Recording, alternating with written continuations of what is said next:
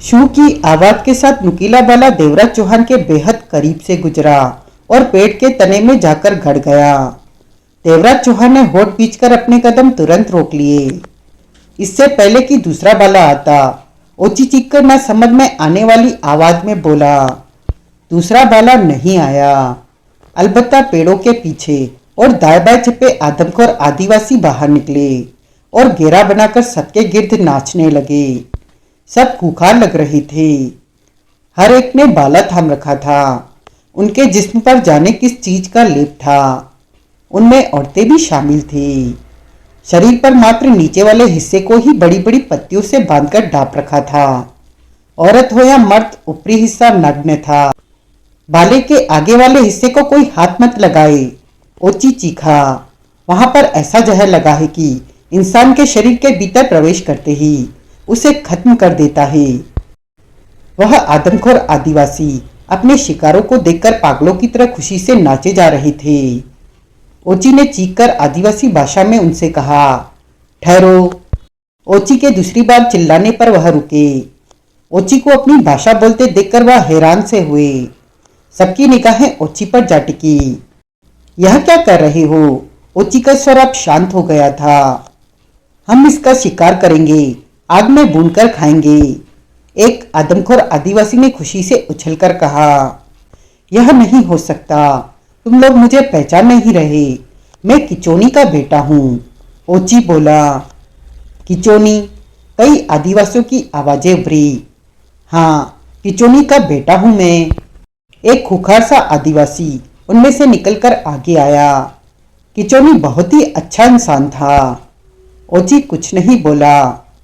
हो सकता है मैंने तुम्हें पहले देखा हो, परंतु याद नहीं आ रहा, उसी आदमखोर आदिवासी ने कहा। इस बात का क्या सबूत है कि तुम किचोनी के ही बेटे हो? मैंने तुम्हें पहले देखा है, मुझे याद आ रहा है, लेकिन तुम भूल रहे हो। जब मैं पापा के साथ यहाँ आया था तो 2 बार तुम्हारी बस्ती में ठहरा था। मेरा चेहरा देखकर याद करोगे तो याद आ जाएगा। और यह, ओची ने गले में पड़े लॉकेट को हाथ से पकड़कर आगे किया। यह देखो, चकोआ की सरदारनी ने मेरे पिता को दिया था और अब इस लॉकेट को मैं पहनता हूँ। यह लॉकेट दोस्ती का प्रतीक है, पहचानो इसे। उस लॉकेट को देखते ही आदमखोर आदिवासियों में खुसर-पुसर आरंभ हो गई। लॉकेट वाले इंसान के खिलाफ चलने का मतलब था चकोआ की सरदारनी से दुश्मनी मोल लेना, जो कि सबसे शक्तिशाली थी। उससे दुश्मनी लेकर बचा नहीं जा सकता था। अगर उसका डर न होता तो शायद वह आदमखोर इंसान एक बार किचोनी को भूलकर उन सब पर झपट पड़ते, परंतु ऐसा कुछ भी नहीं हुआ। उन आदमखोर आदिवासियों में आपस में ही बहस होती रही। कुछ सामान्य थे तो कुछ के चेहरों पर क्रोध नाच रहा था। वह आदमखोर आदिवासी पलटकर ओची से बोला, तुम लोग जा सकते हो। शुक्रिया, ओची ने सिर नवाकर कहा। उसके बाद देखते ही देखते सब आदमखोर आदिवासी वहां से चले गए। सब ने चैन की सांस ली और पुनः आगे बढ़ गए। देवराज चौहान के होठ सिकुड़े हुए थे। जगमोहन ओची के पास पहुंचा।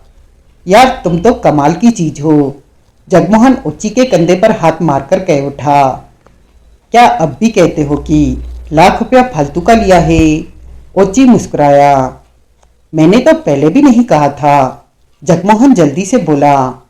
सुनो, तुम्हारे मेरे बीच में यह तय हुआ था कि खजाने में से तुम जेब भरोगे, हाथ नहीं।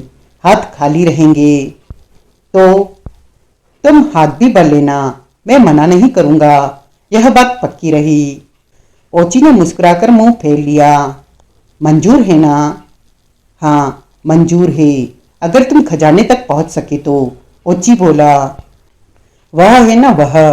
जगमोहन ने देवराज चौहान की तरफ इशारा किया। ओची ने देवराज चौहान को देखा।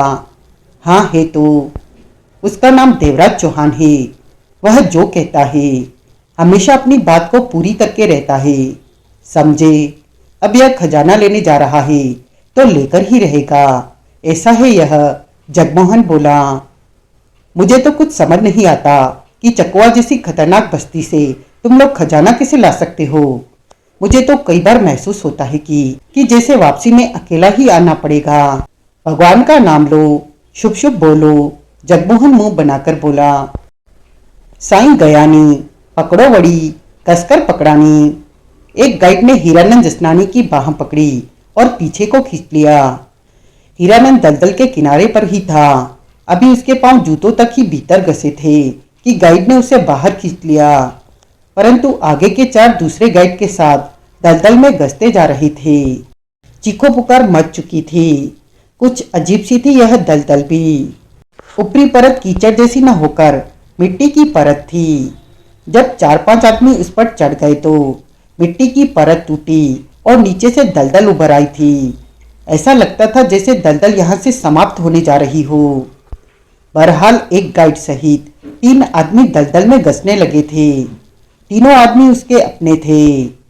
हमें बचाइए हीरानंद जी, बचाइए, हम दलदल में घसते जा रहे हैं, वह आतंक भरे स्वर में कह उठे। हीरानंद क्या बचाता, वह तो खुद ही मरता मरता बचा था। मैं नहीं बचा सकता वड़ी, ऊपर वाले की मर्जी के आगे किसकी चलती है।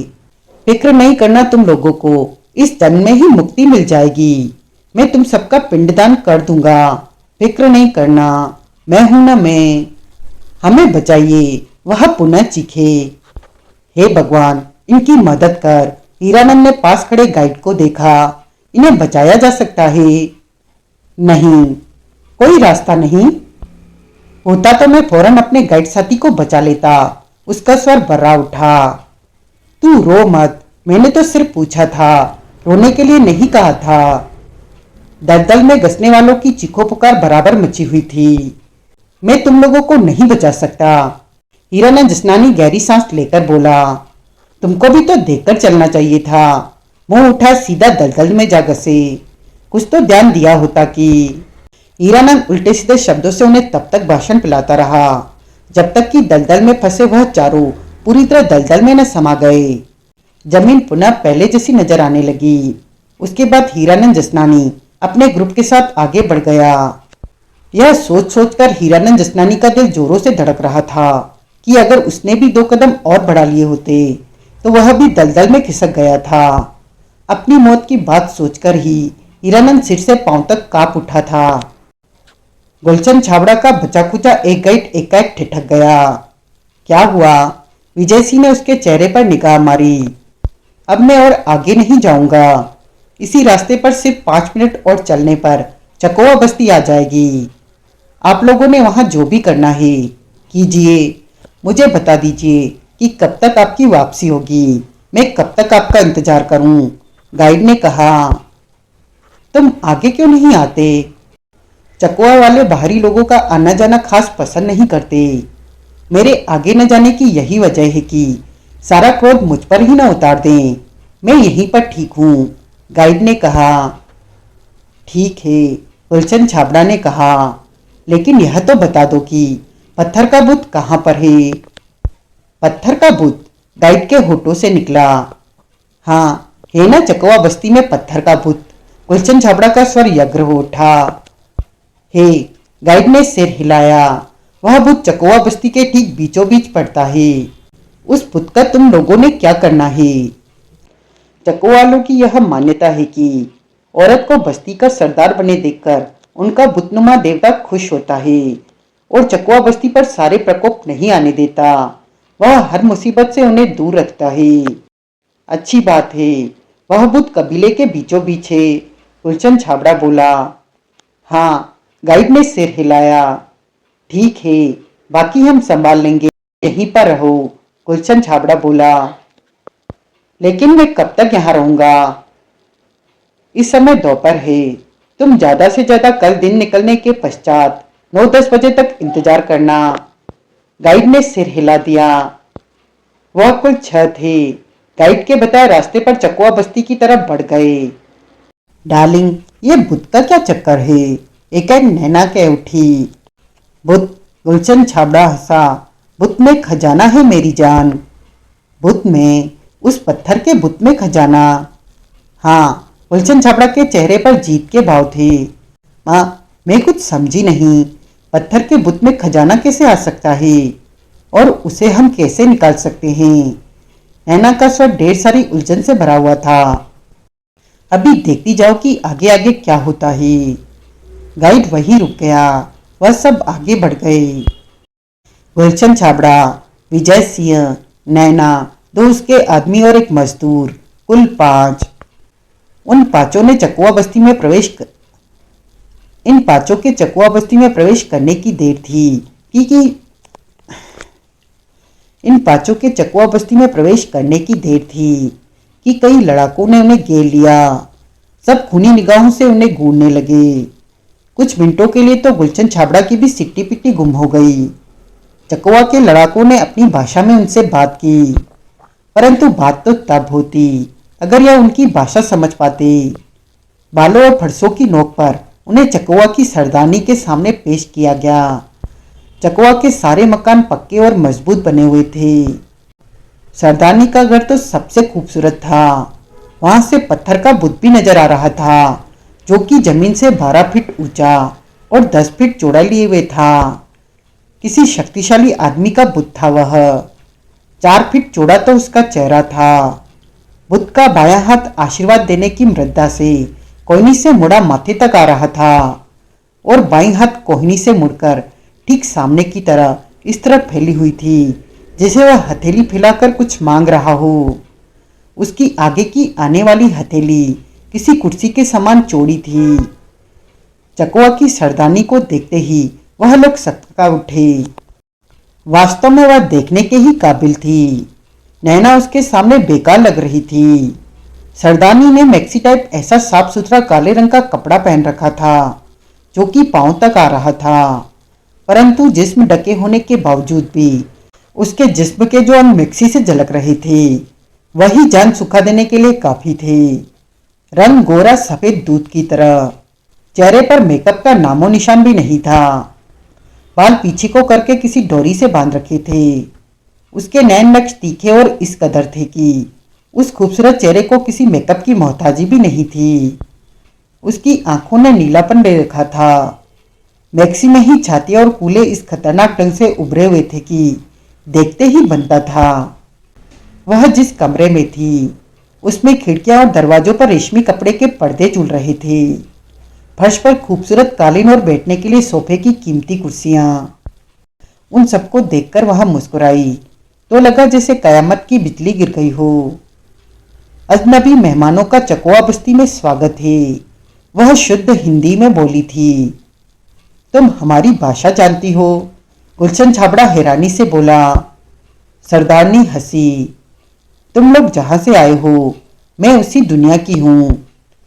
स्कूल कॉलेज वहीं पढ़ा है। पहले मेरी माँ चकुआ की सरदारनी थी और अब मैं। यह परंपरा है, इसे पूरा करना पड़ता है। सही बात तो यह है कि मुझे बाहर की दुनिया से यह दुनिया ज्यादा अच्छी लगती है। यहाँ हर कोई हमारे हुक्म का गुलाम है। सब हैरत से चकुआ की सरदारनी को देखे जा रहे थे। तुम लोग यहाँ क्यों आए हो? सरदारनी ने फिर पूछा। विजय सिंह सूखे होठों पर जीभ फेरकर गुलशन छाबड़ा को देखा। गुलशन छाबड़ा मन ही मन घबराया हुआ तो था, परंतु फिर भी हिम्मत करके बोला, मैं यहाँ बेहद खास काम के लिए आया हूँ। वही तो मैं जानना चाहती हूँ। सरदारनी ने गुलशन छाबड़ा की आंखों में झांका। हम यहाँ खजाना लेने आए हैं। सुनते ही सरदारनी ठठाकर हंस पड़ी। कई पलों तक हंसती ही रही। गुलशन छाबड़ा ने सूखे होठों पर जीभ फेरी। विजय सिंह और नैना के चेहरे पर भी घबराहट नाच उठी। अन्य तीनों के चेहरे भी फक्क थे। सरदारनी हंसी रोकते हुए पुनः कह उठी, तो तुम लोग खजाना लेने आए हो? वह सब सरदारनी को देखते रहे। मालूम है खजाना कहाँ है? हाँ, गुलशन छाबड़ा ने हिचकिचाकर सिर हिलाया। और यह भी जानते हो कि वहां से खजाना निकाला कैसे जाता है? गुलशन छाबड़ा ने सहमति से सिर हिला दिया। सरदारनी उठी और कमर पर हाथ बांधे उस बड़े से कमरे में टहलने लगी। चेहरे पर शांत सोचों के भाव थे। एकाएक वह ठिठकी और सबके चेहरे पर निगाह मारकर कह उठी, अभी हम फैसला नहीं कर पा रहे हैं कि आप लोगों के साथ क्या सलूक किया जाए। बहरहाल जब तक फैसला नहीं हो जाता तब तक आप लोग हमारे मेहमान रहेंगे। आपको हमारे खजाने ले जाने में ऐतराज है? नैना हिम्मत करके बोली। हाँ, ऐतराज है। वह हमारे पुरखों की धरोहर है जो कि सदियों से चली आ रही है। इतनी आसानी से हम किसी को कैसे लेने दे सकते हैं? सरदारनी ने शब्दों पर जोर देकर कहा। फिर भी हम सोचेंगे कि हमें क्या फैसला करना है और उसमें कुछ वक्त लगेगा। कोई कुछ न बोला। तुम लोगों को खजाने के बारे में कैसे पता चला? सरदारनी ने पूछा। यूं ही किसी ने जिक्र किया था, गुलशन छाबड़ा ने सामान्य स्वर में कहा। तभी सरदारनी ने ताली बजाई तो दो खतरनाक लड़ाके भीतर आ गए। सरदारनी ने अपनी भाषा में उन्हें कुछ कहा, फिर इन सबसे बोली। आप सब लोगों को हमारे मेहमान खाने में रहना होगा। अगर किसी ने कोई गलत हरकत करने की चेष्टा की तो पहरेदारों को इस बात का पूरा हक होगा वह तुम लोगों की जान ले सके। हमारी तरफ से ऐसा कुछ नहीं होगा, गुलशन छाबड़ा बोला। सरदारनी ने होले से सिर हिलाया। मैं यह जानना चाहता हूं कि अगर हमें खजाना नहीं लेने दिया जाएगा तो तब हमारा क्या होगा? तुम लोगों की जान नहीं ली जाएगी, यहां से जाने को कह दिया जाएगा और उसके बाद फिर कभी तुम में से कोई नजर आया तो फौरन कत्ल कर दिया जाएगा। सरदारनी का स्वर बेहद सख्त हो गया। यह सुनकर सबके चेहरों पर राहत के भाव उभरे। सरदारनी ने आदिवासी भाषा में लड़कों को इन सबको ले जाने को कहा, परंतु एक लड़के ने मुस्कुराकर सरदारनी से कुछ कहा। दो पल उनके बीच बातों का लेन देन हुआ। फिर सरदारनी गुलशन छाबड़ा से बोली। तुम्हारे साथ जो लड़की है वह इस लड़के को पसंद आ गई है। क्या मतलब? गुलशन छाबड़ा के होठों से निकला। चकवा बस्ती का असूल है कि अगर किसी की औरत किसी को पसंद आ जाए तो फिर दोनों में युद्ध होता है। जो जिंदा बचता है वही लड़की का, औरत का मालिक बनता है। अब तुम्हें इस लड़की को पाने के लिए इस लड़के से लड़ना होगा। नैना का चेहरा फक्क पड़ गया, होश गुम हो गए। दो पल तो गुलशन छाबड़ा की समझ में नहीं आया कि वह क्या कहे। और अगर मैं इस लड़के से ना लड़ना चाहूं तो? एकाएक गुलशन छाबड़ा ने पूछा। तो उस स्थिति में तुम्हें हारा हुआ मानकर यह लड़की इस लड़के के हवाले कर दी जाएगी। गुलशन छाबड़ा के होठों पर मुस्कुराहट उभरी। मैं यहाँ खजाना लेने आया हूँ, लड़ने नहीं। मैं अपनी हार स्वीकार करता हूँ। यह लड़का नैना को ले जा सकता है, गुलशन छाबड़ा ने जवाब दिया। नैना चीख उठी। कमीने कुत्ते, मैं तुझे। सरदारनी ने लड़के को यह बात बताई तो वह खुश हो उठा। नैना को लड़के के हवाले कर दिया गया जो कि गुलशन छाबड़ा को चीख चीख कर गालियां दे रही थी।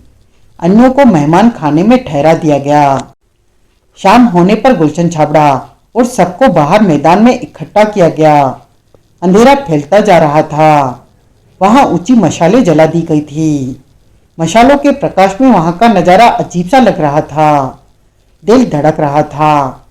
मशालों की रोशनी में वह बुद्ध बायावाज सा लग रहा था और वहां मौजूद चकवा बस्ती वालों के चेहरे भी। चकवा बस्ती अन्य जंगली बस्तियों से संपन्न थी। यह बात तो इसी से जाहिर हो रही थी कि आधी से ज्यादा बस्ती वालों ने कपड़े पहन रखे थे। इस समय न तो वहां नैना नजर आ रही थी और न ही वह लड़का जिसने नैना को पसंद किया था।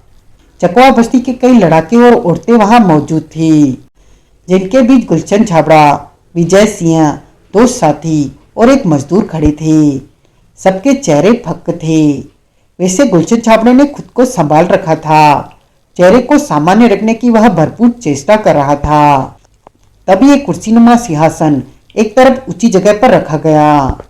चकवा की सरदारनी आई और किसी शहजादी के समान उस कुर्सी पर जा बैठी। सरदारनी इस समय तो दिन से भी ज्यादा खूबसूरत लग रही थी। यह हमारे अजनबी, बिना बुलाए मेहमान हमारी बस्ती में हमारे देवता का खजाना लेने आए हैं। हम चाहे तो इस जुर्म की सजा में हम इन्हें मौत भी दे सकते हैं, लेकिन हमने फैसला किया है कि इन्हें यहाँ से खजाना ले जाने की इजाज़त दे दी जाए। यह लोग खजाना यहाँ से ले जाएं या न ले जा सके, हमारा इस बात से कोई वास्ता नहीं होगा। हम सिर्फ देखेंगे। किसी को हमारी बात पर ऐतराज है? किसी को ऐतराज नहीं था। सबने चिल्लाकर खुशी से सहमति दे दी। सरदारनी ने गुलशन छाबड़ा को देखा। तुम लोग खजाने को पाने की चेष्टा कर सकते हो, सरदारनी ने कहा। गुलशन छाबड़ा की एकटक निगाह सरदारनी पर थी। कहीं ऐसा तो नहीं कि तुम लोग हमसे कोई चाल चल रहे हो, गुलशन छाबड़ा बोला। गलत बात मत करो, सरदारनी शांत हंसी हंसी। हम लोग जब तक बस्ती में होते हैं झूठ नहीं बोलते। जो भी कह रहे हैं सच कह रहे हैं। तुम लोग हम पर पूरी तरह विश्वास कर सकते हो। कुछ पल सरदारनी को देखने के बाद गुलशन छाबड़ा दृढ़ इरादे के साथ विजय सिंह की तरफ पलटा। हर तरफ खामोशी छाई हुई थी। मशालों का प्रकाश वहां फैला था। विजय सिंह, गुलशन छाबड़ा उसके पास पहुंचकर बोला, बुद्ध का आगे हाथ फैला देख रहे हो? हाँ, उस फैले हाथ पर जाकर बैठ जाओ। बुद्ध के हाथ पर? विजय सिंह हैरानी से बोला। हाँ, हाथ पर 30 किलो से ज्यादा बार पड़ते ही बुद्ध का मुंह इतना खुल जाएगा कि 2 आदमी एक साथ भीतर जा सकें। यह बुद्ध का नहीं बल्कि खजाने का द्वार है, गुलशन छाबड़ा ने सबको देखकर कहा। मुंह खुलते ही हम सबको भीतर प्रवेश कर जाना है और खजाना लेकर बाहर आ जाना है। सबने सिर हिलाया, परंतु चेहरों पर अविश्वास के भाव थे। गुलशन छाबड़ा ने सरदारनी को देखकर कहा, हमारे भीतर प्रवेश करने के पश्चात हमारे साथ कोई चालाकी तो नहीं होगी? कितनी बार कहे कि हम जो भी कह रहे हैं सच कह रहे हैं, सरदारनी ने मुस्कुराकर कहा। गुलशन छाबड़ा ने सिर घुमाकर विजय सिंह को इशारा किया। विजय सिंह आगे बढ़ा और गुलशन छाबड़ा के कहे मुताबिक उछलकर बुद्ध के आगे को फैले हाथ पर जा बैठा। हर तरफ चुप्पी छाई हुई थी। सबकी निगाहें बुद्ध के आसपास मंडरा रही थी। गुलशन छाबड़ा होठ बीचे बुद्ध के होठों को देखे जा रहा था। करीब आधे मिनट बाद एकाएक बुद्ध के जुड़े होठ अलग होकर खुलते चले गए। बुद्ध का पूरा मुंह खुल गया। बुद्ध का मुंह खुलने में जरा भी आवाज नहीं हुई। गुलशन छाबड़ा खुशी से उछल पड़ा।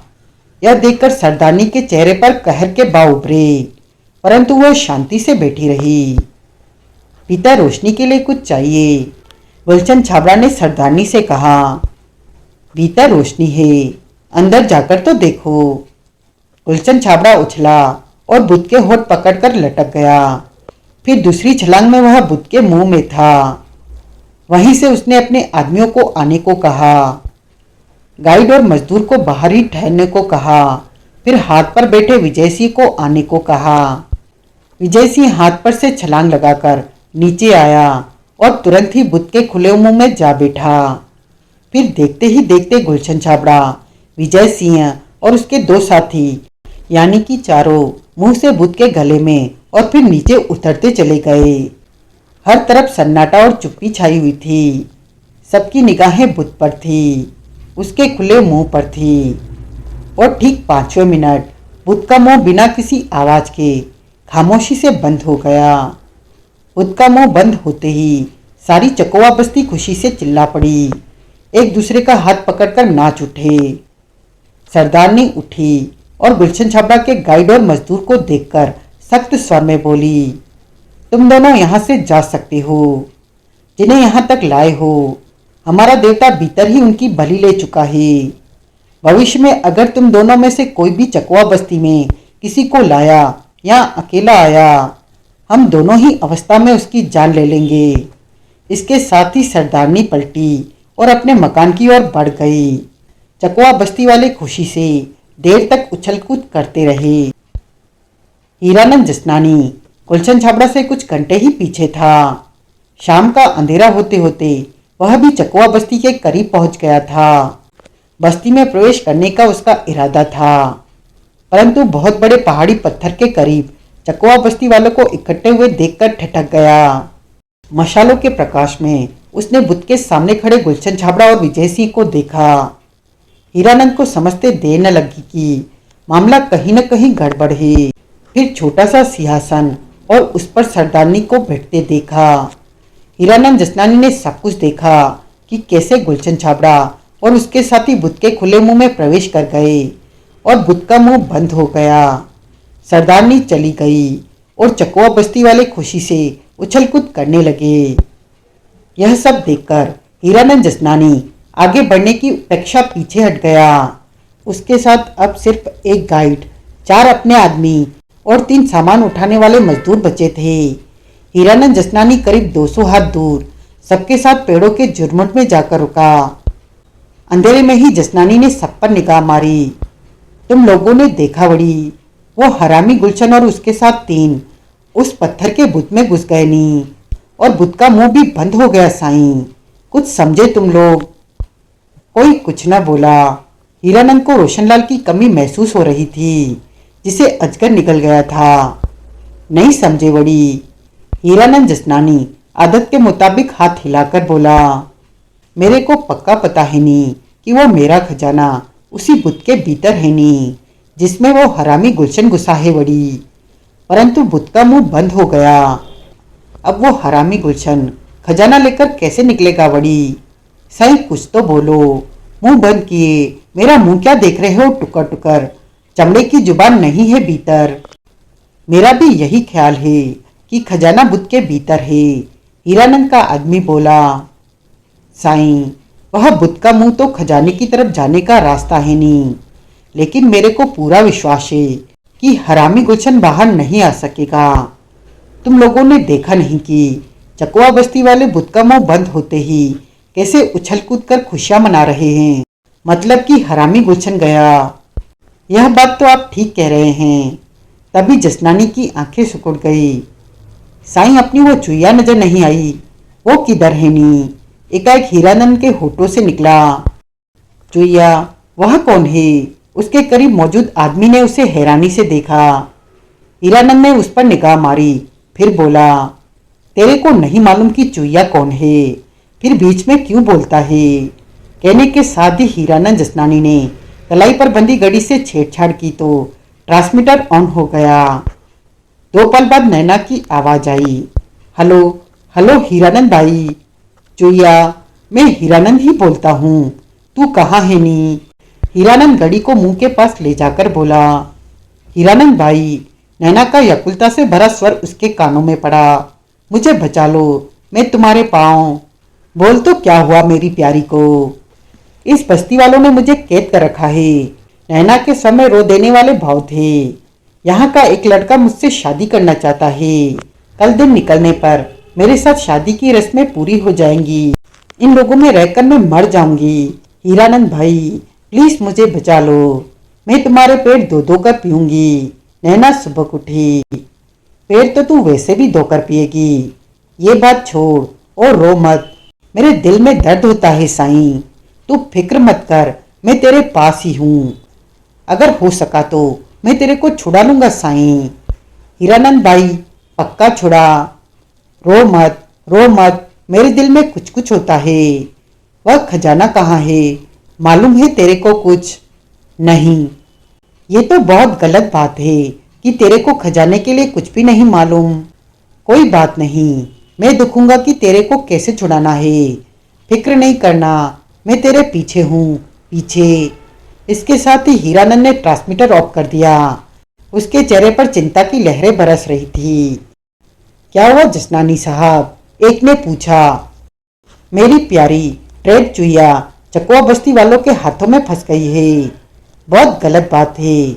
जो भी हो, हीरानंद उसे इस तरह मरने बर्बाद होने के वास्ते नहीं छोड़ सकता। हीरानंद के दांत बिचे हुए थे। तो फिर अब आप क्या करेंगे? मैं क्या कर सकता हूँ इन खतरनाक बस्ती वालों के सामने? साईं, हीरानंद ऐसे बस्ती वालों को नहीं संभाल सकता, लेकिन लोहे को लोहा काटता है नहीं, और लोहा पीछे आ रहा है। पीछे लोहा आ रहा है? हाँ बड़ी, अपना वह देवराज चौहान लोहे से भी पक्का आदमी है नहीं, और लोहा पीछे आ रहा है। पीछे लोहा आ रहा है? हाँ बड़ी, अपना वह देवराज चौहान लोहे से भी पक्का आदमी है नहीं, लेकिन वह हमारे काम में हाथ क्यों डालेगा? वह तो देवराज चौहान बड़ी बहुत समझदार आदमी है, मेरी बात मान लेगा। गुलशन छाबड़ा बुत के मुंह में किसी डब्बे की तरह बंद हो गया नहीं। ये तो टेढ़ा मामला है। मुझे नहीं चाहिए खजाना। जान सलामत रहे, यही खजाना है। हरामी गुलशन धोखा खा गया नी। नक्शा उसने ठीक से नहीं देखा होगा, वरना वह फंसने वाला आदमी नहीं था। बहुत चालाक, होशियार और हिम्मत वाला था। देवराज चौहान के आने का इंतजार करो बड़ी, तभी कुछ होगा नहीं। देवराज चौहान आने ही वाला, पहुंचने ही वाला होगा। लेकिन अब तो रात हो चुकी है, अंधेरे में तो वह किसी सुरक्षित जगह पर रुक गए होंगे। एक ने कहा, कोई बात नहीं साईं, वह जब भी आता है हमें उसका इंतजार करना ही है। यह बेहद खतरनाक मामला है बड़ी, हीरानंद के बस से बाहर का है। अगर देवराज चौहान ने खजाना ले लिया नहीं तो मुट्ठी भर हमें भी मिल जाएगा, नहीं तो गुलशन तो गया नहीं। मैं वापस जाकर तगड़ी दादागिरी के साथ अपना झंडा फहरा सकता हूँ। अब किसी की इतनी हिम्मत नहीं कि मेरे रास्ते में आकर टांग अड़ा सके। वैसे एक बात है नी, वो बड़ी चकवा बस्ती की सरदारनी तो हा हा है, मेरा तो दिल उस पर आ गया है नी। ये हा क्या होता है? एक ने बेहद हैरानी से पूछा। होता है नी, तेरे को नहीं पता, होता है। हीरानंद गहरी सांस लेकर बोला। देवराज चौहान तो सुबह तक ही यहाँ पहुंचेगा, एक ने कहा। हाँ, रात हमें सावधानी से छिपकर बितानी है साईं, और रास्ते पर नजर रखनी है। यह मामला खतरनाक है और इसे संभालना अपने बस में नहीं है। देवराज चौहान ही निपटेगा। क्या मालूम देवराज चौहान भी इस मामले को न संभाल सके। वह ऐसा मत बोल बड़ी, ऐसा मत बोल। अगर देवराज चौहान ने सुन लिया तो तेरी मुंडी मरोड़ देगा। साईं ऐसा मत बोल। रास्ते में पड़ने वाले तालाब में देवराज चौहान ने नहा धोकर अपने जिस्म को साफ किया, फिर दलदली कपड़ों को तालाब में ही धो धोकर साफ किया और उन्हें पहन लिया, जो कि अगले 2 घंटों में ही सूख गए थे। भोर के उजाले के साथ ही उन्होंने चलना शुरू कर दिया था। रास्ते में आने वाले खतरनाक हादसों के शिकार कुछ मजदूर भी हुए। अब सिर्फ 2 मजदूर बचे थे, यानी कि देवराज चौहान, जगमोहन, राजन चौधरी, ओची के अलावा 2 मजदूर थे। वह लोग सुबह 9 बजे के करीब चकवा बस्ती के पास पहुंचे। हीरानंद जसनानी, जो कि अपने साथियों के साथ झाड़ियों में छिपा बैठा था, जल्दी से बाहर निकलकर सामने आ गया। हीरानंद जसनानी और उसके साथ के लोगों को सामने पाकर वह ठिठके। साईं देवराज चौहान भाई, नमस्कार, तेरे पांव को हाथ लगाता हूँ। वड़ी हम फंस गए नी, मुसीबत में फंस गए। न तो आगे जा सकते हैं और न ही पीछे को। अपने चरणों में हमें जगह दे दे देवराज चौहान भाई। देवराज चौहान के होठों पर अजीब सी मुस्कान नाच उठी। तो यह है हीरानंद जसनानी की असलियत, जगमोहन तीखे स्वर में बोला। आगे से शेर और पीछे से गीदड़, भौंकता कुत्ते की तरह है और पीछे से म्याऊं म्याऊं करता है। कुछ भी कह ले भाई, 2-4 ठोक भी दे मुझे, सब चलेगा। इस समय तो मैं फंसा पड़ा हूँ साईं, मेरी फंसी को निकाल दे भाई। मैं तो ना आगे जा सकता हूँ ना पीछे, कहते हुए हीरानंद जगमोहन से चिपकने की चेष्टा कर रहा था। अबे मेरे पर क्या चढ़ा रहा है, नीचे उतरकर बात कर, जगमोहन चिल्लाया। ऊपर को चढ़ा हूँ, नीचे तो खड़ा। ठीक है, बात बोल, क्या हुआ? हीरानंद जसनानी कदम उठाकर देवराज चौहान के पास पहुंचा और शब्दों को मक्खन लगाकर बोला। देवराज चौहान भाई, मुझे खजाना नहीं चाहिए, यहाँ पर बहुत घपला है। मैं वापस अपने शहर में ही ठीक हूँ, मुझे अपने साथ वापस शहर में ही ले चलो। पूरी बात बताओ। देवराज चौहान ने सिगरेट सुलगाकर कस लिया। हीरानंद जसनानी ने बीती शाम को देखा सब कुछ बताया कि हरामी गुलशन के साथ क्या बीती, साथ ही उसे चुईया के बारे में भी बताया। देवराज चौहान और उसकी पार्टी ने सब कुछ समझा। अब तुम क्या चाहते हो? साईं देवराज चौहानी, मेरे को कुछ नहीं चाहिए, बस मेरे को वापस ले चलो। यहाँ तो मुझे जीने के कम और मरने के चांसेस बहुत नजर आ रहे हैं वड़ी।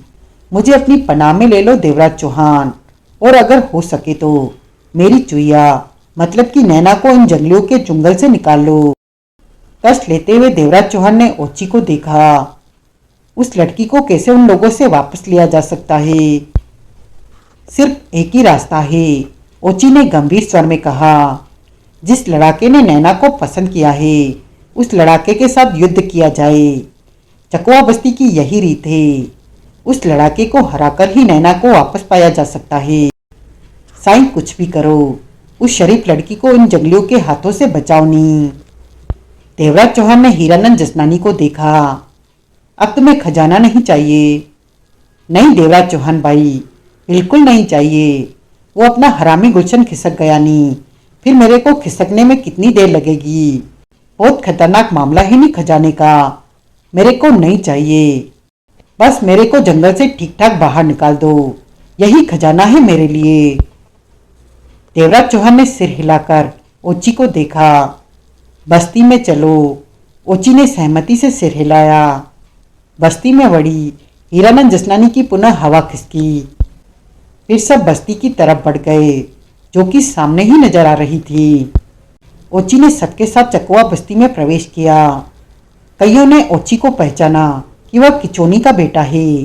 खुशी से उसको गले से भी लगाया, परंतु साथ में अन्य लोगों को देखकर उनके मन और आंखों में हिचक पैदा हुई। ओची को छोड़कर बस्ती के लड़ाकों ने सबको अपने घेरे में ले लिया। हाथों में बालों के समान कई खतरनाक हथियार थे। ओची ने उनकी ही भाषा में उनसे बात की। इन्हें आजाद कर दो, यह सब लोग मेरे साथ हैं। हमें सरदारनी का हुक्म है कि हर अजनबी को गिरफ्तार करके उनके सामने पेश किया जाए। मेरी पहचान वाले इस बस्ती में अजनबी नहीं हो सकते, ओची ने कहा। जो भी हो, हमें सरदारनी का हुक्म मानना है, एक लड़ाके ने कहा। अच्छी बात है, तुम इन्हें सरदारनी के सामने पेश करो, मैं सरदारनी से बात करूंगा। आधे घंटे बाद सबको सरदारनी के सामने पेश किया गया। गजब डा रही थी वह सरदारनी। आज तो वह इतनी खूबसूरत लग रही थी कि देखने वाला देखता ही रह जाए। हीरानंद जसनानी तो पलके झपकाए बिना ही बार बार उसे सिर से पांव तक देखे जा रहा था। ओची ने होले से सिर झुकाकर सरदारनी को सलाम किया। बात हिंदी भाषा में हो रही थी। सरदारनी ने मुस्कुराकर ओची को देखा। पहले जब मैं चकवा आया था तब आप सरदारनी नहीं थी, कोई और थी। हाँ, वह हमारी माँ थी। मरने से पहले परंपरा के अनुसार सरदारनी का ओहदा हमें सौंप दिया गया था, और जब से हम चकवा की सरदारनी बनी है तब से तुम यहाँ नहीं आए। हमारी माँ ने हमें तुम्हारे पिता और तुम्हारे बारे में अच्छी तरह बताया हुआ है। सरदारनी के चेहरे पर मुस्कान थी। ओची ने गले में पड़े खास लॉकेट को हाथ से पकड़कर आगे किया। हम इस लॉकेट के महत्व को जानते हैं, सरदारनी ने सिर हिलाकर कहा। चकवा बस्ती के जो अच्छे खासे दोस्त होते हैं उन्हें यह लॉकेट दिया जाता है। यह लॉकेट तुम्हारे पिता को कभी दिया गया था, उसके बाद इस लॉकेट का इस्तेमाल तुम कर रहे हो, जिस पर चकवा की सरदारनी को कोई ऐतराज नहीं। शुक्रिया, ओची ने मुस्कुराकर कहा। फिर उसके इशारे पर मजदूरों ने उठा रखी कपड़े की 2 गठरियां आगे फर्श पर रख दी। यह मेरी तरफ से चकवा बस्ती वालों के लिए छोटा सा तोहफा है। जवाब में सरदारनी ने मुस्कुराकर सिर हिलाया। यह सब लोग मेरे मेहमान हैं सरदारनी, ओची ने सबकी तरफ इशारा करके कहा। लेकिन हम अजनबियों को ज्यादा पसंद नहीं करते बस्ती में, यह तो तुम जानते ही हो। जी हाँ, जानता हूँ, लेकिन मुझे विश्वास था कि मेरे साथ वालों का भी मेरी तरह ही स्वागत किया जाएगा। अवश्य किया जाएगा, क्योंकि ऐसा काम तुमने पहली बार किया है। परंतु भविष्य में इस बात का ध्यान रखा जाए कि चकवा बस्ती अजनबियों को पसंद नहीं करती। सरदारनी का स्वर शांत और ठोस था। हमें आशा है कि दोबारा तुम हमें नाराज होने का मौका नहीं दोगे। लेकिन मेरे पिता भी तो अजनबियों को यहाँ तक जंगल घुमाने लाते रहे थे। अवश्य लाते होंगे, हमारी माँ को ऐतराज नहीं रहा होगा, लेकिन हमें ऐतराज है। जैसी आपकी इच्छा, ओची का लहजा स्थिर था। चूंकि यह पहली बार है, तुम इन लोगों को अनजाने में लाए हो, इसलिए हम तुम्हारे साथ आने वालों को पूरी इज्जत देंगे। इनके खाने रहने का पूरा प्रबंध होगा, यहाँ इन्हें कोई तकलीफ नहीं होगी। तुम और कुछ भी कहना चाहते हो तो कह सकते हो ओची। जी नहीं, शुक्रिया, इतनी ही मेहरबानी काफी है, ओची ने कहा। तभी आगे खड़ा देवराज चौहान बोला, लेकिन मुझे कुछ कहना है। सरदारनी ने निगाहें देवराज चौहान की तरफ घुमाई। दोनों की आंखें मिली। देवराज चौहान की आंखों में जाने क्या था, कैसी चमक थी। आंखें मिलते ही सरदारनी के मस्तिष्क को हल्का सा झटका लगा। वह फौरन संभली और सतर्क सी नजर आने लगी। दोनों कई पल एक दूसरे को देखते रहे। तुम्हारा चेहरा हमारे देवता से मिलता है नौजवान, एकाएक सरदारनी तेज स्वर में बोली। उसकी बात सुनकर देवराज चौहान ने अपने आकर्षक चेहरे पर हाथ फेरा। देवता से? देवराज चौहान की आंखें सिकुड़ी। हाँ, वह। कहाँ है तुम्हारा देवता? बाहर जो बुद्ध बना है वह चकुआ बस्ती का देवता ही है। हजारों साल पुरानी है हमारी बस्ती और आज तक हमने अपना देवता का हमशक्ल नहीं देखा। सरदारनी की आंखें चमक रही थी। मुझे इन बेकार की बातों में कोई दिलचस्पी नहीं। तुम मेरी बात। कुछ देर रुको नौजवान। फिर सरदारनी ओची की तरफ पलटी। ओची, बाहर जाकर बुद्ध को अच्छी तरह देखो और आकर बताओ कि क्या हम गलत कह रहे हैं। मैं अभी आया सरदारनी, कहने के साथ ही ओची बाहर निकल गया। सरदारनी आंखों में तीव्र चमक लिए अजीब सी निगाहों से देवराज चौहान को देखे जा रही थी। देवराज चौहान के होठ सिकड़े हुए थे। वह अधखुली आंखों से सरदारनी को देखे जा रहा था। इसमें कोई शक नहीं था कि वह बहुत ही खूबसूरत थी, निहायत ही खूबसूरत थी। देवराज चौहान की जगह कोई दूसरा होता तो कब का अपना ईमान खो चुका होता, परंतु वह देवराज चौहान था जो सिर्फ अपने मकसद की तरफ ही नजर रखता था। सिर्फ 2 मिनट बाद ही ओची वापस आया। उसके चेहरे पर अजीब से भाव थे। सरदारनी की निगाह ओची के चेहरे पर जा टिकी थी। आप ठीक कह रही हैं सरदारनी, इस इंसान का चेहरा बुद्ध से मिलता है। तुमने सुना नौजवान, हमने ठीक कहा था। मुझे इन बातों से कुछ नहीं लेना देना। देवराज चौहान की आवाज में हल्की सी कठोरता आई। तुम्हें कुछ नहीं लेना देना, हम जानते हैं, परंतु हमें तो लेना देना है। जिस इंसान का चेहरा हमारे देवता से मिलता है उसे हम कैसे भूल सकते हैं। सरदारनी का स्वर आवेश से भरा था। अजीब सा सन्नाटा वहां छा चुका था। मैं यहाँ पर खजाना लेने आया हूँ जो बुद्ध के अंदर मौजूद है, देवराज चौहान ने दांत बींचकर कहा। सरदारनी जोरों से हंस पड़ी। अभी हम तुमसे कोई बात नहीं करेंगे, हमारे देवता के हमशक्ल। हम चाहते हैं तुम पहले आराम कर लो। बस इतना याद रखना कि तुम हमारे लिए बहुत महत्व रखते हो। देवराज चौहान के होठ बिछ गए। तुम्हारा नाम क्या है, ए हमारे देवता के हमशक्ल? सरदारनी पुनः मीठे स्वर में बोली। देवराज चौहान, अब तुम लोग आराम करो, नहा धो सकते हो। हर सहूलियत तुम लोगों को मुहैया कराई जाएगी और दोपहर के बाद तुम लोगों से फिर बात होगी, सरदारनी ने कहा और ताली बजाई। 4 लड़ाके भीतर आए। इन सबको हमारे खास मेहमान खाने में ठहराया जाए और जो यह मांगे वह चीज इन्हें दी जाए। याद रहे, यह लोग हमारे कैदी नहीं है। जहां भी कहीं घूमना चाहे घूम सकते हैं, परंतु बस्ती से बाहर जाने की इन्हें इजाजत नहीं है। सरदारनी ने लड़ाकों को हुक्म दिया। लड़ाकों ने सरदारनी के हुक्म को माना और सबको लेकर चले गए। देवराज चौहान सरदारनी को घूर रहा था और सरदारनी देवराज चौहान को। उन सबको बस्ती के हिसाब से बेहतरीन मेहमान खाने में ठहराया गया था। नहा धोकर सबने पुनः अपने पुराने कपड़े ही पहन लिए थे। नहाने के बाद वह लोग खुद को होश में महसूस कर रहे थे, फ्रेश महसूस कर रहे थे। हीरानंद जसनानी जगमोहन के पास आकर बोला, साईं जगमोहन, अगर मेरा थोबड़ा बुद्ध से मिलता होता तो मजा आ जाता नहीं। मैं तो उस सरदारनी हसीना के पहलू में बैठा होता और वह मुझे बादशाही जाम पर जाम पिला रही होती। होश में रहकर बात कर, जगमोहन जल्लाया। अगर सरदारनी ने सुन लिया तो? मैं तो धीरे से बात कर रहा हूँ वड़ी, तू भी धीरे से बात कर। तेरे जैसा हरामी मैंने कभी नहीं देखा, जगमोहन ने कुटकर कहा। ऐसा मत बोलनी, मैं तो बहुत शरीफ बंदा हूँ वड़ी। मैं तेरे को अच्छी तरह पहचान चुका हूँ, जगमोहन ने उसे घूरा। हवा का रुख देखकर तू अपना भी रुख बदल देता है। बोल, मैं सच कह रहा हूँ कि गलत? तू सच ही कह रहा होगा वड़ी। मैं तेरी बात काटता नहीं, आदत से मजबूर हूँ। मैं बचपन से ही ऐसा था।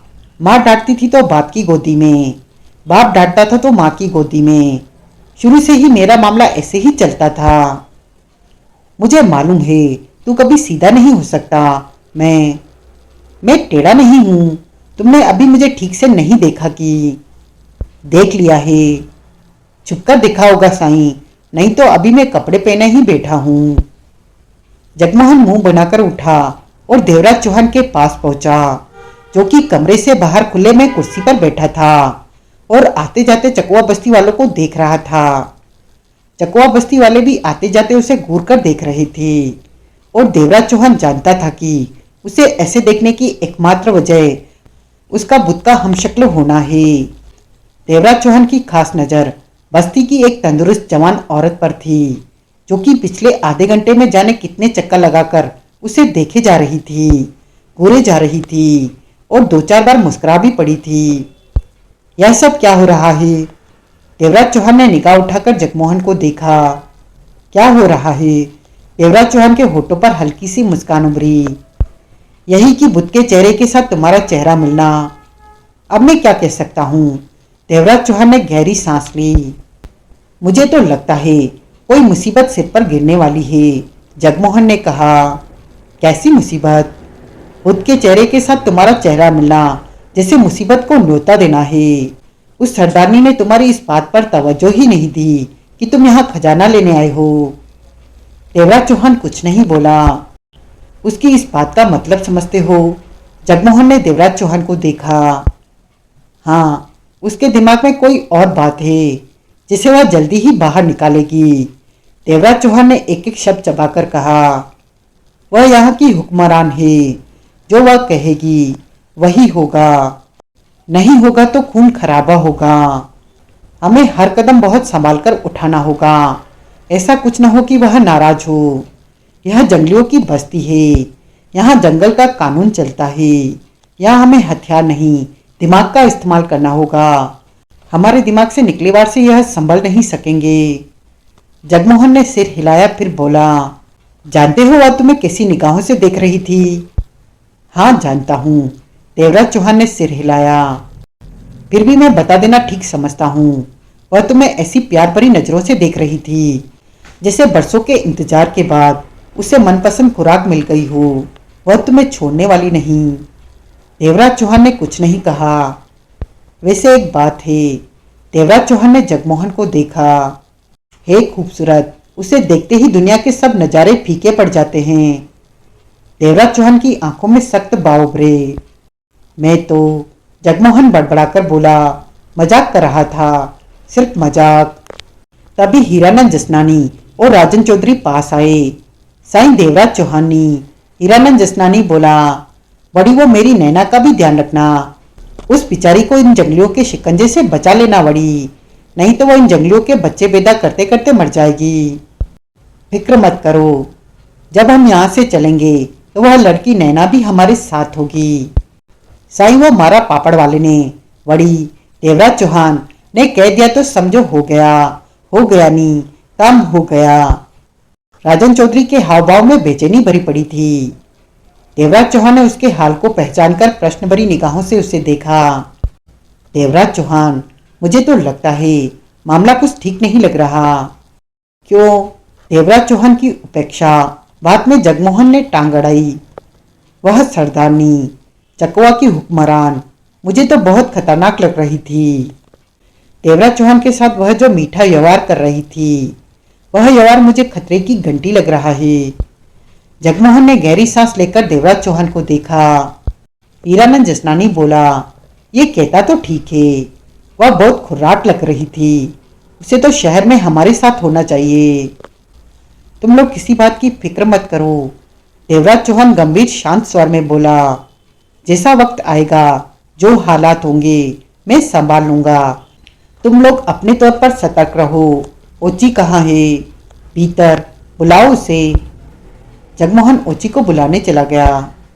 साईं देवराज चौहानी, एक बात तो बता, हीरानंद जसनानी झुकता हुआ बोला। क्या? उस बुत में खजाना है। गुलशन छापड़ा उसी बुत में गया था खजाना लेने। बुत का मुंह जब खुलता है तो एक तरफ से वह खजाने का द्वार बन जाता है और जब इंसान उसके भीतर जाता है तो ठीक 5 मिनट बाद बुद्ध का मुंह बंद हो जाता है।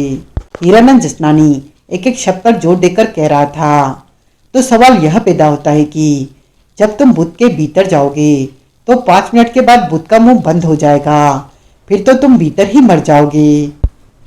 देवराज चौहान मुस्कुराया, कहा कुछ नहीं। वड़ी जवाब दो नी मेरी बात का। देवराज चौहान ने सिगरेट सुलगाई, फिर कश लेकर बोला, खजाना तुमने लेना है? देवराज चौहान ने पूछा। नहीं, खजाने में तुम्हारी कोई दिलचस्पी? जरा भी नहीं। हीरानंद जसनानी ने फौरन दाएं बाएं से सिर हिलाया। तो फिर इस बारे में सोचना छोड़ दो कि मैं खजाना कैसे हासिल करूंगा। मैंने तो यूं ही पूछा था। ऐसी कोई बात मत पूछो जिसका वास्ता तुमसे हो ही नहीं। देवराज चौहान की आवाज में सख्ती उभरी। हीरानंद जसनानी पास खड़े राजन चौधरी के कंधे पर हाथ रखकर दांत दिखाकर बोला, साईं, अपना देवराज चौहान तो बहुत जल्दी नाराज हो जाता है। अपना देवराज चौहान तो बहुत जल्दी नाराज हो जाता है। मैं तो। देवराज चौहान ठीक कहता है। राजन चौधरी हीरानंद जसनानी के कंधे पर पड़े हाथ को हटाता हुआ बोला, तुमने अपनी जान बचाने का वादा देवराज चौहान से यह कहकर लिया था कि तुम्हें खजाने की इच्छा नहीं है, जीने की इच्छा है। ऐसे में फिर तुम खजाने की बात करो तो यह सिरे से गलत है। मैं तो यूं ही बात कर रहा था। हीरानंद मुस्कुराकर बोला, उत्सुकता इतनी थी कि दबाकर रखो, खुद को भी और अपनी उत्सुकता को भी। हीरानंद गहरी सांस लेकर चुप्पी साध गया। जगमोहन ओची के साथ वापस लौटा। मुझे बुलाया? ओची ने आते ही पूछा। हाँ, सबसे आगे वाले ग्रुप में नैना नाम की लड़की थी जिसे किसी लड़ाके ने अपने काबू में कर लिया है।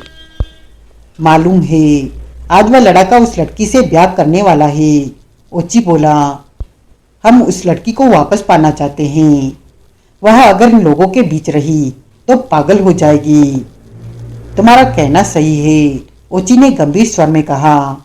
उसे वापस पाने के लिए उस लड़ाके से टक्कर लेनी पड़ेगी जो उससे ब्याह करने जा रहा है, और यहाँ हर लड़ाका खतरनाक है।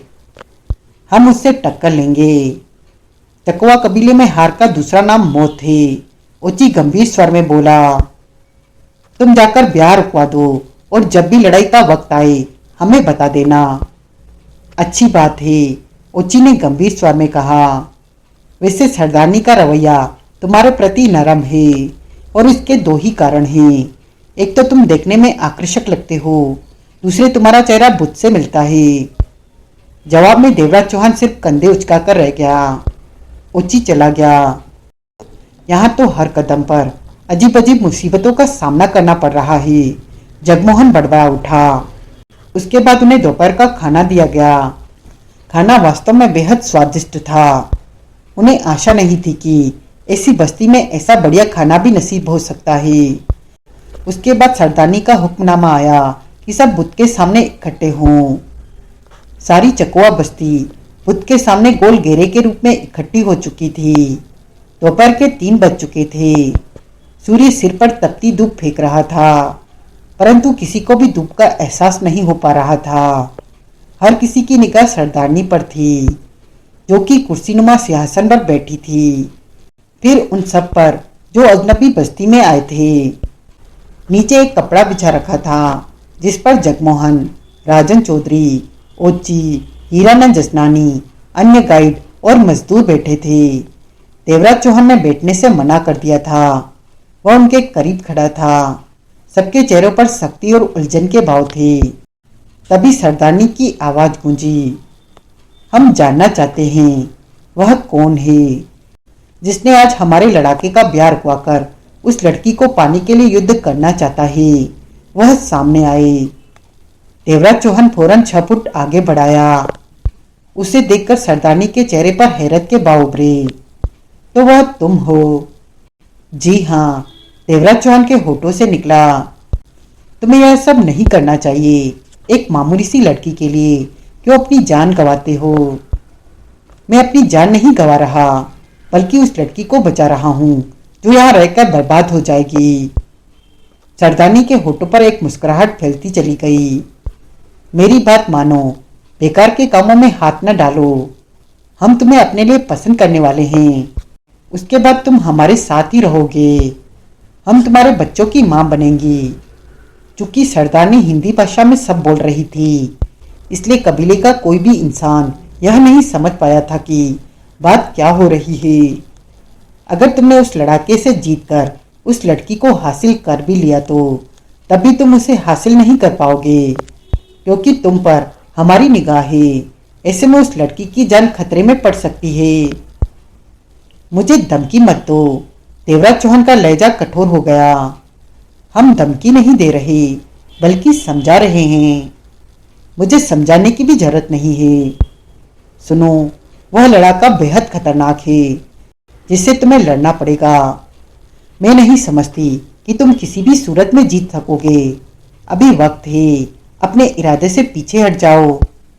देवराज चौहान सरदारनी की आंखों में देखते हुए दृढ़ स्वर में कह उठा, तुम उस लड़ाके को सामने लाओ। सरदारनी की आंखों में चमक उभरी।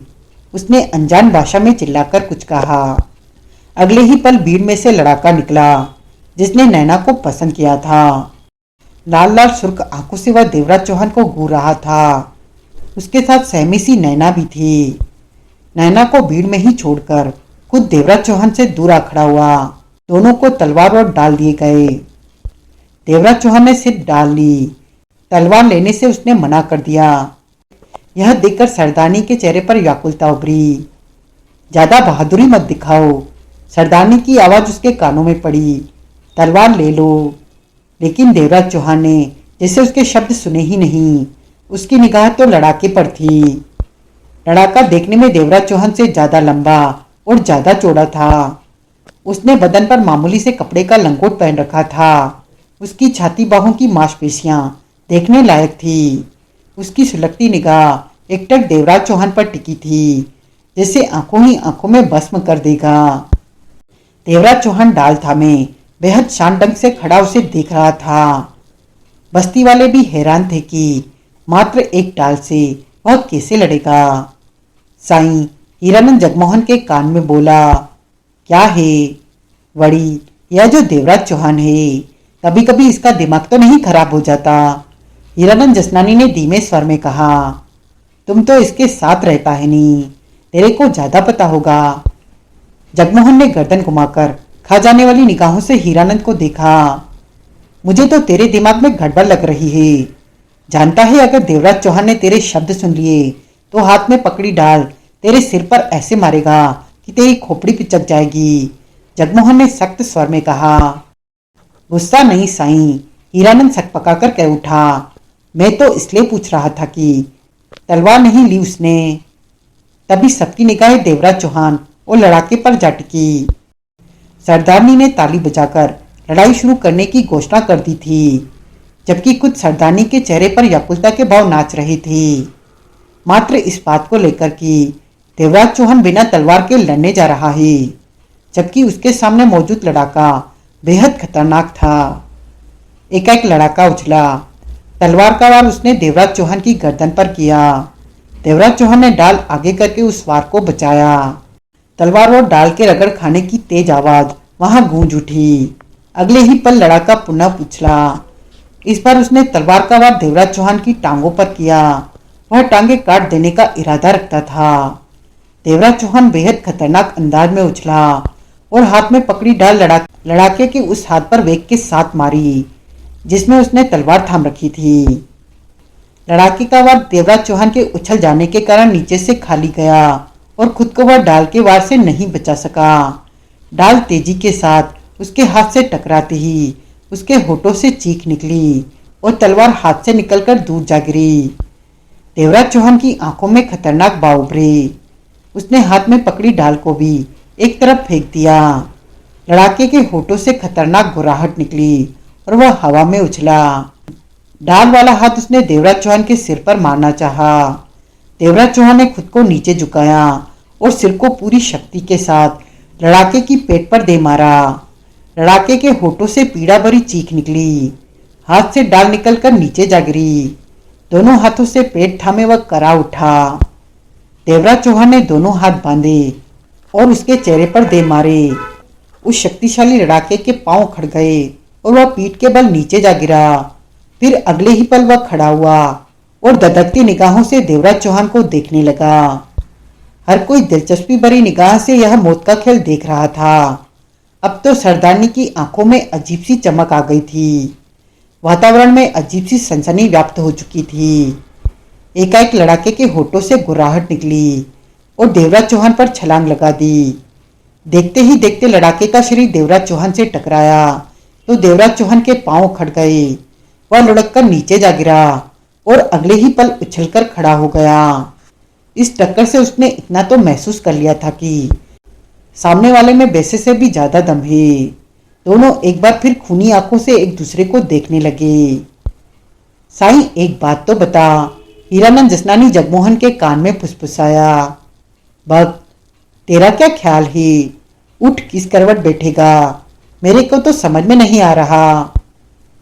मेरे को ऊँट, हाथी सबकी करवटें मालूम है। बस तमाशा देखता रह सिंधी बाई। तमाशा क्या देखूं? अगर देवराज चौहान बाई को कुछ हो गया तो फिर अपनी भी खैर नहीं। कुछ नहीं होगा, तेरे को सब मालूम है। हाँ, पहले भी ऐसा हुआ है। चुप कर, ज्यादा बोला तो वह लड़ाका तेरे को भी मैदान में खींच लेगा। जगमोहन चिल्लाया। एकाएक देवराज चौहान ने लड़ाके पर छलांग लगा दी। छलांग का पहला पांव लड़ाके की पिंडी पर रखा और दूसरा पांव उसके पेट पर। इससे पहले लड़ाका कुछ कर संभल पाता, उसी मृदा में देवराज चौहान ने लड़ाके के सिर के बाल पकड़े और दाएं हाथ से कैरेट उसकी गर्दन पर मारी। कड़ाक, हड्डी टूटने की तेज आवाज वातावरण में यूं। लड़ाके के सिर के बाल पकड़े और दाएं हाथ की कैरेट उसकी गर्दन पर मारी। कड़ाक, हड्डी टूटने की तेज आवाज वातावरण में गूंजी। उसी पर देवराज चौहान उछला और लड़ाके को छोड़कर जमीन पर आ खड़ा हुआ। लड़ाके की गर्दन की हड्डी टूट चुकी थी। वह गिरने से पहले ही मर चुका था। जब वह गिरा तो क्षण भर के लड़ाके की गर्दन की हड्डी टूट चुकी थी। वह गिरने से पहले ही मर चुका था। जब वह गिरा तो क्षण भर के लिए ऐसा लगा जैसे बहुत ही भारी मोटा पेट टूटकर जमीन से जा टकराया हो। चकवा बस्ती वाले हिरानी से देवराज चौहान को देखे जा रहे थे। शायद उन्हें विश्वास नहीं आ रहा था कि उनका दमदार लड़का इस कदर आसानी से मर सकता है। यह लड़ाके हाथों से लड़ना जानते थे, भाले और तलवारों से लड़ना जानते थे, परंतु कैरेट छाप विद्या से तो दूर दूर तक अनजान थे। सरदारनी की आंखों में भी तीव्र चमक उभर आई थी। उसने ताली बजाई तो 3 आदमी आगे आए और उस लड़ाके के मृत शरीर को उठाकर चले गए। देवराज चौहान आगे बढ़ा और आदिवासी की भीड़ में खड़ी नैना का हाथ थामा और उसे अपने साथियों के पास छोड़ दिया। नैना देवराज चौहान को नहीं जानती थी। बहरहाल जो भी हो, देवराज चौहान इस वक्त उसे किसी फरिश्ते से कम नहीं लगा। साईं चुईया, क्या हाल लेनी? हीरानंद उसके कान में फुसफुसाया। नैना के होठ हिले परंतु कुछ कह नहीं सकी। देवराज चौहान ने कमर पर हाथ रखे, दायरे में खड़े चकवा बस्ती वालों पर निगाह मारी। तभी सरदारनी अपने सिंहासन से खड़े होकर ऊंचे स्वर में कह उठी, मेरे अजीत चकवा वासियों, हमें मालूम था, हमें पहले से मालूम था कि इस लड़ाई का यही अंजाम होगा, क्योंकि यह इंसान जिसे आप लोग अजनबी समझ रहे हैं, यह अजनबी नहीं है, बल्कि हमारे देवता ने अपने रूप में इसे भेजा है, इसलिए इससे कोई नहीं जीत सकता। सरदारनी कहते हुए क्षण भर के लिए रुकी। हर कोई उसके कहे एक एक शब्द को ध्यान से सुन रहा था। आप सब लोग इसका चेहरा देखिए और हजारों साल पुराना हमारा देवता का यह बुत देखिए। दोनों चेहरे एक समान है। यह इंसान हमारे देवता का ही रूप है। देवता ने ही भेजा है इसे। यह इंसान हमारे देवता का ही रूप है। देवता ने ही भेजा है इसे ताकि हम लोगों का भला कर सके। एकाएक भीड़ में से खुसर फुसर की आवाजें गूंजने लगी। कदाचित अधिकतर बस्ती वालों को इस बात का एहसास हुआ था कि देवराज चौहान का चेहरा बुद्ध से मिलता है। देवराज चौहान को जाने की उलझन सी महसूस होने लगी।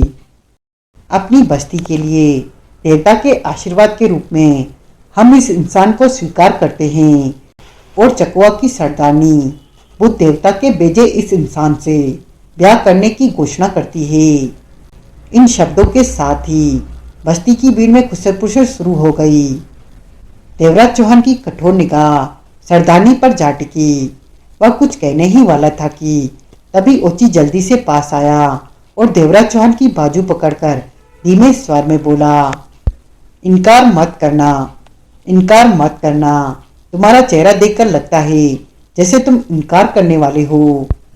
हाँ, देवराज चौहान का स्वर सख्त था। मुझे यह सब मंजूर नहीं, मैं यहाँ खजाना लेने। सुनो, मेरी बात ध्यान से सुनो, ओची ने जल्दी से कहा। तुम शहरों में कोई भी हो, कैसी भी हैसियत रखते हो, मैं नहीं जानता और नहीं जानना चाहता हूँ, लेकिन यहाँ पर तुम्हारी हैसियत कुछ भी नहीं है।